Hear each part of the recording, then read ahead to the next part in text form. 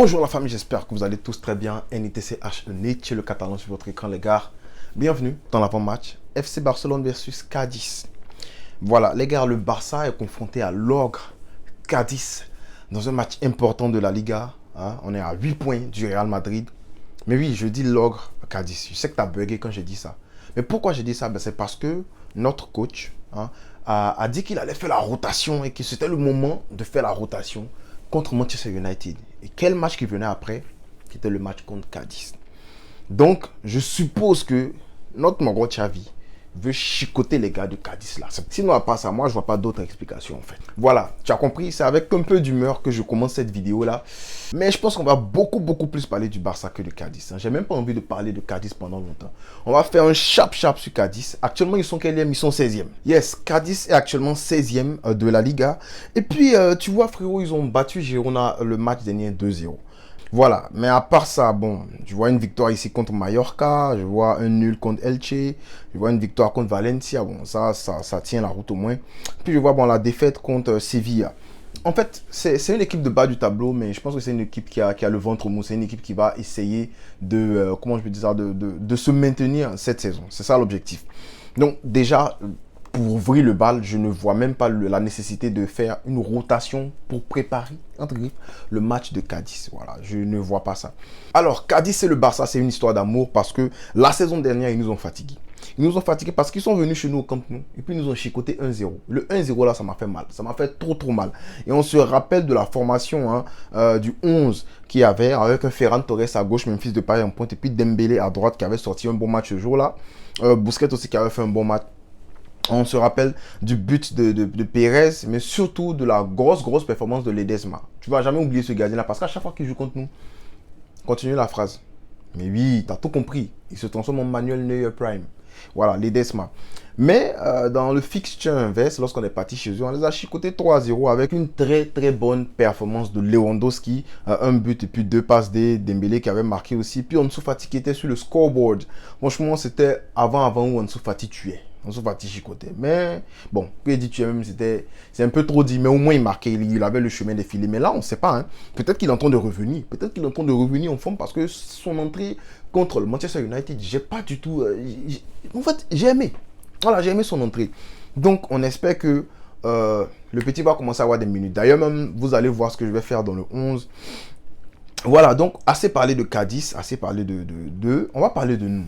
Les gars, qu'est-ce qui est plus important pour nous actuellement? Est-ce que c'est l'Europa League ou bien c'est la Liga? Ça, c'est la première question. Je veux que c'est une question importante. Répondez en commentaire. D'ailleurs, même, mettez mon like. Posez le like là, sinon il va me fâcher. Mettez mon like et puis commentez. Qu'est-ce qui est plus important? Si vous devez choisir un seul. Je n'ai pas dit qu'on va s'en foutre de l'autre titre. Je sais pourquoi je demande ça. Mais même si c'est la Liga qui est importante, les gars. Regardez. On est à 8 points du Real. Comment... Non, j'ai pas envie de parler de ça. On a trop parlé de cette affaire de rotation là. Laissons. Bref, vous avez vu où je voulais en venir. Mais ce Barça là se doit de chicoter Cadiz. Parce que je ne vais pas apprécier. Même 1-0, ça ne va pas me plaire. Ça ne va pas me plaire parce que Xavi a fait tourner. Donc je suppose que c'était pour anéantir Cadiz. Donc anéantissons-les. Chicotons-les très bien. Voilà, j'attends au moins 4-0 dans ce match-là. Là, non, je rigole même pas. Mais après, tu vas te dire, mais Nietzsche, comment 4-0? On n'a pas Pedri. Et oui, tu as raison, frérot. On n'a pas Pedri. Et on a vu que le Barça dépend beaucoup de Pedri. Franchement, le petit là, quelle créativité. Quand il n'est pas là, tu perds toute créativité au milieu. Tu perds toute progression de balle. Bon, Frenkie de Jong fait progresser le ballon. Mais c'est un 6. En relayeur, on a besoin de gens. Vous avez vu l'entrée de Sergio Roberto. Seigneur Jésus. Est-ce que vous avez vu l'entrée de Sergio Roberto? J'ai partagé une vidéo sur Twitter. Allez regarder.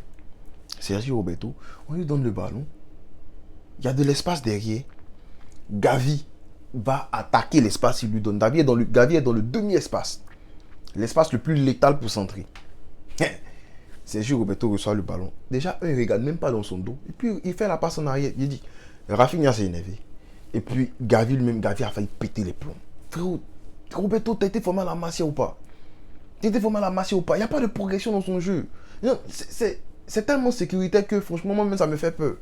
C'est tellement sécuritaire qu'il ne sait pas. Tu t'en vas où derrière là-bas? je veux pas qu'il commence ce match-là. Là, on se dit la vérité. C'est pas parce qu'il est nul. Hein. On le sait, il est nul. En latéral droit, il dépanne. Mais en milieu, pardonnez. Pardon, Xavi, pardon. Faut pas faire ça. Faut pas faire ça. Bref, vous l'avez compris, je pense qu'il est temps pour le Barça de repartir en 4-3-3. Pourquoi je dis ça? Déjà, il faut préparer le match contre Manchester United. C'est un match où, pour moi, absolument, il faut passer en 4-3-3. Pourquoi? Parce que Ansu Fati est en train de montrer, il est en train de frapper à la porte, il est en train de montrer qu'il peut jouer, qu'il est prêt pour cette confrontation-là. Et puis, deux, on n'a pas de milieu. Bon, quand je dis on n'a pas de milieu, c'est que les automatismes vont être compliqués. Pourquoi je dis ça? Parce que Busquets revient de blessure. Donc ça va être déjà compliqué pour le rythme. Hein? Tu n'as pas Pedri. Tu vas devoir compenser Pedri par un autre milieu. Si tu veux jouer avec un milieu à 4, bien sûr. Donc ça te fait Busquets qui est en manque de rythme. Un manque de rythme, c'est un peu trop dit, mais tu comprends, il a manqué une semaine, voire 2 semaines. Donc tu as Busquets, disons à 70%. Tu n'as pas Pedri. Tu vas devoir le remplacer avec un autre milieu. Qui? Pablo Torre. Pablo Torre en manque cruel de rythme. C'est sûr. Tu vas me dire, mais Nietzsche, mais comment tu dis qu'il a un manque de rythme, il n'a pas joué? En fait, c'est parce qu'il n'a pas joué qu'il a un manque de rythme, parce qu'il n'a pas la compétition dans les jambes. Donc tu ne peux pas venir le mettre au faux comme ça devant Manu. Donc ça fait quoi? Ça veut dire que Pedri, tu le remplaces comment? Tu le remplaces avec Sergio Roberto. Si tu le fais, manque total de créativité. Pourtant, je t'ai dit que tu veux 4 millions. On a dit, il y a Kessié, c'est sûr. Et puis, il y a Frenkie de Jong. Tu remplaces. Donc, ça fait 2 gars, c'est-à-dire Busquets qui n'est pas à 100%. Et puis, on est en train de parler de Cadiz, mais parler de Manchester United. Vous comprenez que mon cerveau est loin. Bref. Donc, tu comprends que ça fait 50% de ton milieu, c'est-à-dire 2 joueurs, sont en forme, qui peuvent jouer ensemble, qui ont compris qui ont des automatismes ensemble. Je parle de Kessie et puis de Frenkie de Jong. Ça fait quand même un bon bail qui jouent ensemble. Ça fait quoi, 3-4 matchs qui commencent à se côtoyer dans le milieu de terrain. Ça, c'est bien. Et tu as un Busquets, c'est vrai, qui connaît le système, qui connaît le foot du Barça, qui connaît même le football européen. Voilà, c'est juste qu'il n'a pas les jambes pour courir, pour attraper, pour faire les transitions défensives et tout. Mais il est on peut dire un léger manque de rythme à cause de sa blessure. Donc tu peux pas le jeter au fou. Puis tu as un Pedri qui n'est pas là, qu'il va falloir que tu remplaces. Pedri qui est le cerveau, qui est le métronome de l'équipe. Tu le remplaces comment?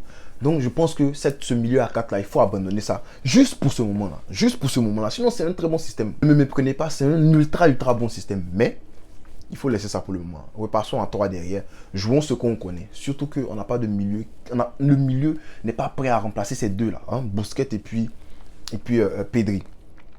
Du coup, je préfère qu'on passe en 4-3-3. Alors, voici la formation que je propose pour Cadiz. Donc, je pense que le match de Cadiz, déjà, il faut les chicoter bien. Mais il faut prendre ce match-là pour préparer le match de Manchester United. Et c'est sûr que les Eric Ten Hag, ils vont regarder le match. C'est sûr, parce qu'ils savent que là, on a perdu notre pièce maîtresse, on n'a même pas d'Embouze. Voici le 11 que je propose pour Cadiz. Let's go. Alors, gardien de but, bien sûr, Ter Stegen. Ter Stegen qui, pour moi, c'est pas une contre-performance en tant que tel, mais c'est un plus 1 moins 1, c'est 0. Voilà. C'est 1, 2, moins 2, c'est 0. Bref, tu as capté. Sans lui, on prend une valise dans ce match-là. Mais après, le but qu'il prend aussi, ça m'a fait peur. On dirait le but d'Osimhen. Osimhen a marqué un but hier là. Angle fermé. Il ne regarde même pas les poteaux, il tire. Il prend le gardien au premier poteau. Ça m'a fait penser à Ter Stegen en même temps. Bref, je pense qu'il faut aller strong en défense. Pourquoi? C'est parce qu'on prépare déjà le match prochain. Il faut aller strong, il faut mettre le backline, il faut mettre la défense que nous on connaît. Voilà, laisser cette affaire d'Eric Garcia et tout. En fait, il faut prendre ce match-là comme chicotons-les. 3-0, chap. Et puis on fait sortir nos joueurs, ils vont se reposer. Xavi, et si on faisait un truc comme ça, au lieu de commencer avec Alonso, comment ça s'appelle, Alba et puis Garcia, non, pas de remaniement derrière. On met notre backline, on met notre défense, et puis on chicote les gars là, on verrouille la défense. Et puis quand il y a 3-0 là, on sort. Tu sors un joueur, même s'il y a 2-0, tu sors un joueur, tu fais rentrer un autre. Si on met un troisième, tu sors un joueur, tu fais rentrer un truc comme ça quoi. Pour que nos joueurs se reposent. Au lieu de commencer avec les trucs là, les Garcia, et puis après on va stresser là-bas. Padri Science. Il dit Padri. Padri, Pedri, Xavi, pardon, Science. En 6, j'ai mis Frenkie de Jong ici. Et puis j'ai mis Kessie devant lui. Alors, voici la position qui nous fatigue, c'est la position de relayeur gauche. Parce que là, il n'y a personne qui peut jouer cette position-là. Qu'est-ce que tu peux faire? Alors, on a l'habitude de voir que Gavi joue actuellement, quand on joue dans la formation avec 4 milieux, Gavi joue à gauche. Mais je pense que c'est préférable de faire descendre Gavi là, en position de relayeur gauche. Ça va être un peu compliqué, parce que des 3 milieux, il n'y a aucun qui peut remplacer Pedri. En fait, on se dit, personne n'a le profil de Pedri, à part le petit de Las Palmas qui est là-bas là. Alex Moreno, un truc comme ça là. Celui qu'on veut recruter actuellement là, il vaut 30 millions, il faut le recruter vite, sinon sa clause va monter. C'est lui seul qui peut remplacer Pedri, parce que quand tu vois son football, c'est Pedri tout craché. Pedri tout craché. Puis lui, il tire même. Bref, on va laisser le petit là pour le moment. Donc, il a fait descendre Gavi là ici. Devant Lewandowski et puis Rafinha à droite. D'accord? Ensuite, c'est cette position de gauche là qu'il va falloir compenser. Alors, tu récompenses qui? Tu fais jouer qui? Tu fais jouer Ansu Fati ou Ferran Torres? Parce que l'entrée d'Ansu Fati, elle était bonne.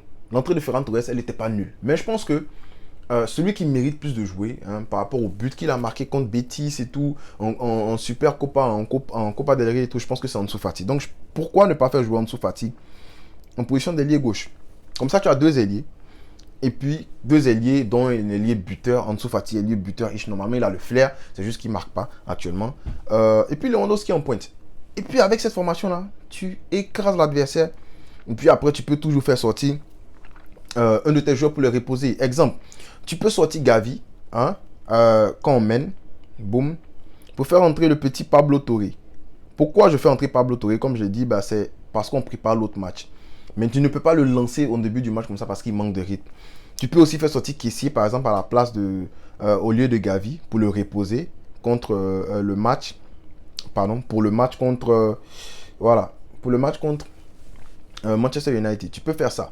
Et puis après, tu pourras toujours faire sortir ton petit Frenkie de Jong et puis faire jouer le bon vieux Busquets. Comme ça, tout le monde a le temps de jeu.